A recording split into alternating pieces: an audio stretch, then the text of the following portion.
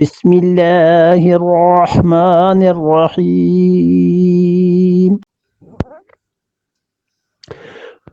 وَاذْكُرُوا اللَّهَ فِي أَيَّامٍ مَّعْدُودَاتٍ فَمَن تَعَجَّلَ فِي يَوْمَيْنِ فَلَا إِثْمَ عَلَيْهِ وَمَن تَأَخَّرَ فَلَا إِثْمَ عَلَيْهِ لِمَنِ اتَّقَىٰ وَاتَّقُوا اللَّهَ وَاعْلَمُوا أَنَّكُمْ إِلَيْهِ تُحْشَرُونَ۔ وَاذْكُرُوا اللَّهَ، یہ مینا کا ذکر ہے نا، کہ مینا میں تم اللہ کو ایسے یاد کرو جیسے اپنے باپ دادا کو، بلکہ اس سے بھی زیادہ یاد کرو۔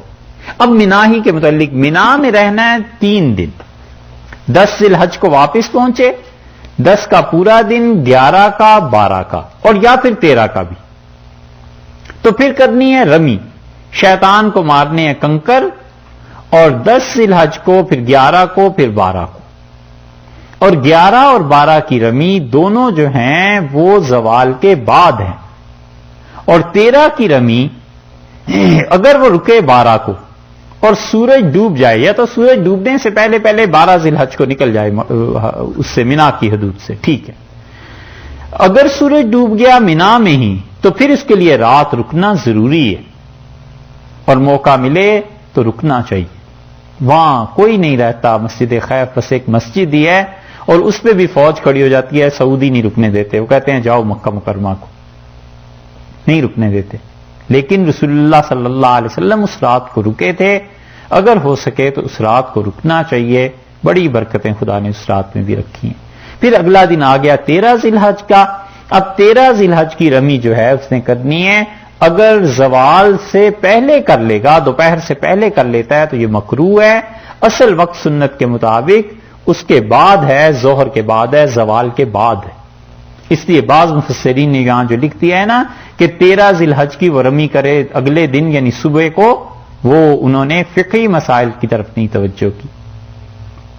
تو فقہی مسائل فقہ کی کتابوں سے دیکھنے چاہیے، یہاں سے کچھ آئیڈیا تو ہو جاتا ہے ان چیزوں سے، مگر اصل مسئلہ وہاں سے پتا چلتا ہے۔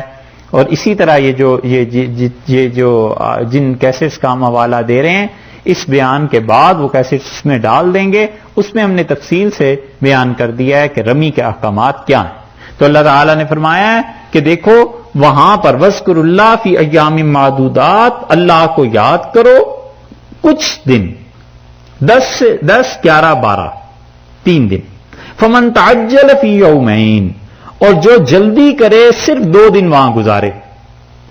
10 تو گزارنا ہی تھا، 10 میں تو اس نے سب سے پہلے رمی کرنی تھی، صبح جا کے رمی کے بعد قربانی کرنی تھی، قربانی کے بعد سر کے بال اتروانے تھے، اور سر کے بال تیسرے کام کے بعد اس نے طواف زیارت کرنا ہے۔ طواف زیارت 12 ذی الحج کے سورج ڈوبنے سے پہلے کسی وقت بھی ہو سکتا ہے، تو یہ تو 10 ذی الحج ٹھہر نہیں ہے۔ فمن تعجل فی یومین، جو جلدی کرے یعنی 2 دن صرف ٹھہرے 11 12، فلا اثم علیہ، کوئی گناہ نہیں ہے اس پہ۔